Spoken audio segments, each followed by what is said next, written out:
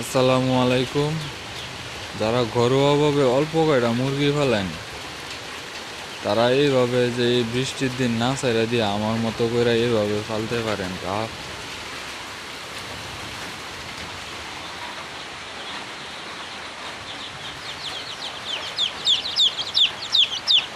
এইভাবে ফালতে পারেন তাহলে হইবে কি, মুরগির বাচ্চাগুলো সুস্থ থাকবে বা খাবার টাবার খাইবে, আর হচ্ছে আপনার ভালো থাকবে।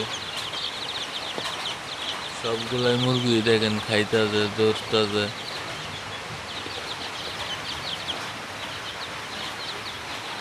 আর এখানে আছে আরো কয়েকটা।